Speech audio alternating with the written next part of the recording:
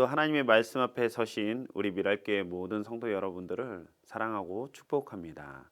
오늘 하나님께서 우리에게 주시는 말씀은 요한이서 1장 1절에서부터 6절에 있는 말씀입니다. 장로인 나는 택하심을 받은 믿음의 자매와 그 자녀들에게 이 글을 씁니다. 나는 여러분을 진정으로 사랑합니다. 나만이 아니라 진리를 깨닫는 모든 사람이 여러분을 사랑합니다. 그것은 지금 우리 속에 있고 또 영원히 우리와 함께할 그 진리 때문입니다. 하나님 아버지와 아버지의 아들 예수 그리스도께서 내려주시는 은혜와 자비와 평화가 진리와 사랑으로 우리와 함께 있기를 빕니다. 그대의 자녀 가운데 우리가 아버지께로부터 받은 계명대로 진리 안에서 살아가는 이들이 있는 것을 보고 나는 매우 기뻐했습니다.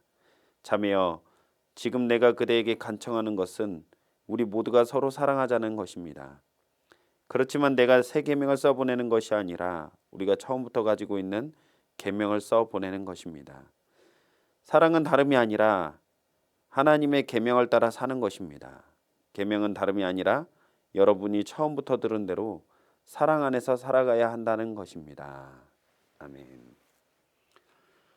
요한이서는 이 저자인 사도 요한이 이 편지를 받는 믿음의 공동체와 멀리 떨어져 있는 상황 속에서 적그리스도라 불리는 자들이 믿음의 공동체에 찾아왔을 때 이들을 어떻게 대해야 하는지에 대해서 가르쳐주고 있는 글입니다.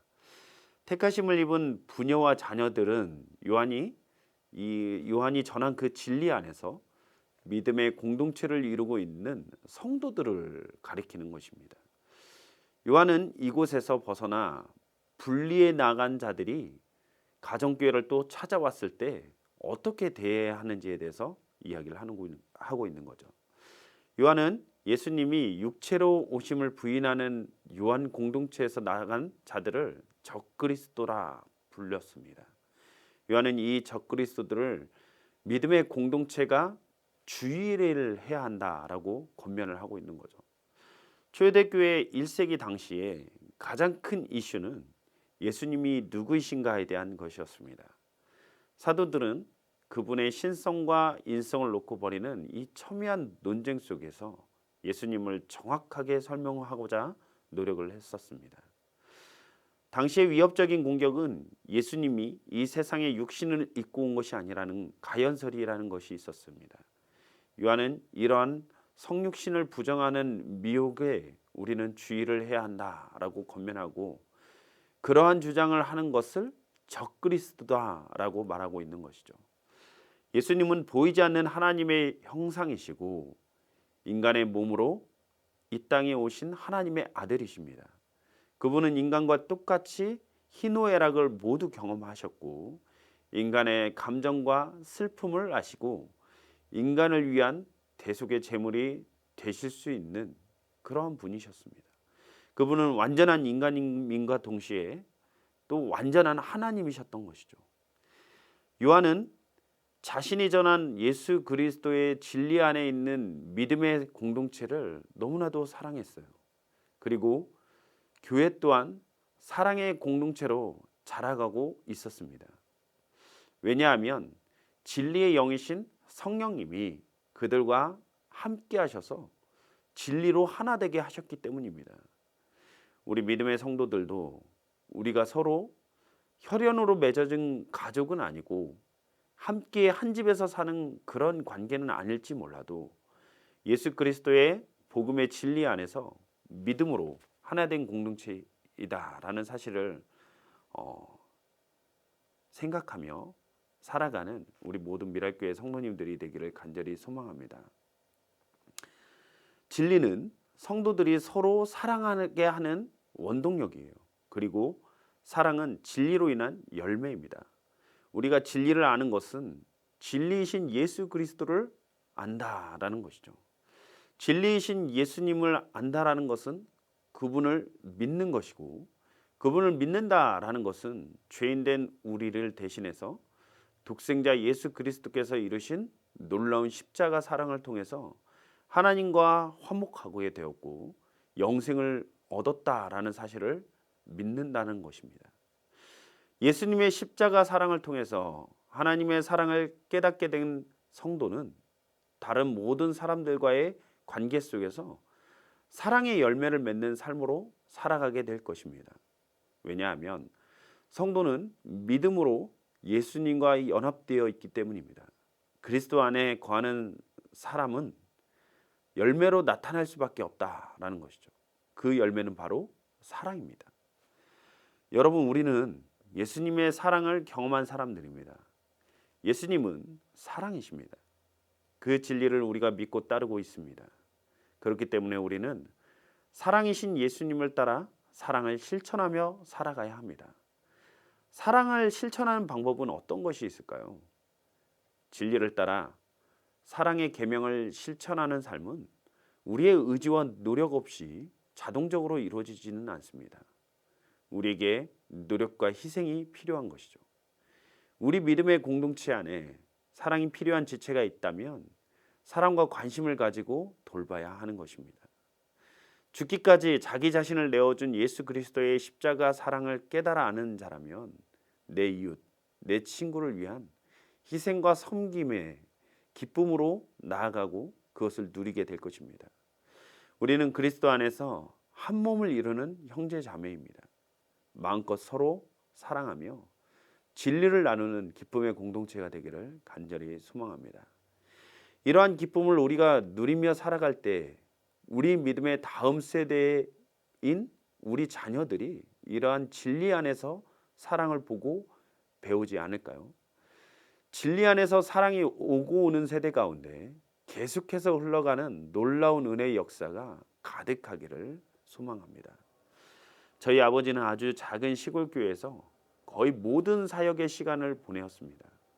그곳에서 거의 30여 년을 사역을 하고 은퇴하셔서 사역의 모든 과정을 마치셨습니다. 제가 고등학교 때 당시 사립고등학교를 다녔는데 당시에 육성회비라는 분기별로 내야 하는 금액이 있었습니다. 약 25만 원 정도로 되었던 것으로 기억하는데 저희 아버지 사례가 당시에 80만 원 정도 받았었던 걸로 기억합니다. 그마저도 성전 건축 이후에 교회 재정이 넉넉하지 않았기 때문에 받지 못할 때가 아주 많이 있었죠. 때문에 매번 육성회비를 내야 하는 그 시기가 다가오면 저에게 있어서는 굉장히 힘든 시간을 보내곤 하였습니다. 그러다가 그때도 육성회비를 늦게 내는 문제로 인해서 학교에서 외를 맞고 돌아와서 아버지에게 사례비를 받으면 꼭 육성회비를 주겠다라는 약속을 받았었던 기억이 납니다. 그런데 사례비를 받고 얼마 있지 않았을 때 뉴스를 보는데 전주 근처에 있는 시골 교회에 불이 나서 이 교회가 전소되었다라는 뉴스를 보게 되었습니다. 아버지는 그 즉시로 다음 날 받은 사례비를 가지고 그 교회에 찾아가서 헌금을 하고 돌아오셨어요. 그날 받은 상처가 저에겐 너무 컸고 아버지처럼 살지 말아야겠다고 다짐을 했는데 이후에 예수님을 만나고 신대원에서 공부를 할 때 나조차도 파트 사역을 하면서 돈이 없는 상황이었지만 주변에 책을 못 사는 전도사님이나 또 정장이 없어 졸업사진을 찍지 못하는 전도사님을 보고 책도 사주고 또 옷을 사주는 그런 모습을 보면서 아, 내가 아버지를 또 많이 닮아가고 있구나라는 마음을 갖게 되었습니다. 신앙의 좋은 유산은 우리 믿음의 다음 세대, 우리 자녀들에게도 고스란히 흘러가게 되어 있습니다. 우리 성도들 진리 안에서 그리스도의 그 놀라운 사랑과 희생을 경험한 사람이라면 그 사랑을 실천하며 살아가는 우리 미랄교회 성도님들의 삶이 되기를 간절히 소망합니다. 그것이 주님께서 원하시는 삶일 것입니다. 물론 우리가 진리를 타협하거나 진리를 무너뜨리는 것을 받아들이라라는 것이 아니라 진리 안에서 사랑을 나누는 믿음의 공동체가 되어야 한다라는 것을 말씀하고 있는 것이죠. 우리는 그리스도의 사랑을 입었습니다. 그리스도의 사랑은 상대의 필요를 채워주는 사랑이었습니다. 연말입니다. 주변에 소외된 이웃이 있는데 그 소외된 이웃을 우리는 주님의 마음으로 살피고 그리스도의 사랑을 실천하여서 그 사랑이 흘러가 많은 영혼들이 그 사랑을 힘입는 그 사랑을 통해서 힘입는 귀하고 복된 연말이 되기를 간절히 소망합니다. 기도하시겠습니다. 사랑의 주님, 너무나도 감사합니다. 받을 자격이 없는 우리에게 그리스도의 놀라우신 은혜와 사랑을 받게 하시고 또 그 사랑에 힘입어 살아갈 수 있도록 인도하시니 너무나도 감사합니다. 오늘 우리에게 주어진 그 사랑 기억하며 또한 그 사랑이 필요한 영혼들에게 우리가 관심과 또한 헌신을 하며 그 영혼들을 세워주는데 주님의 마음으로 동참하는 우리 모든 미랄교회 성도님들의 삶이 될 수 있도록 주님 인도하여 주시옵소서. 이 모든 말씀을 우리 주 예수 그리스도의 이름으로 기도했습니다. 아멘.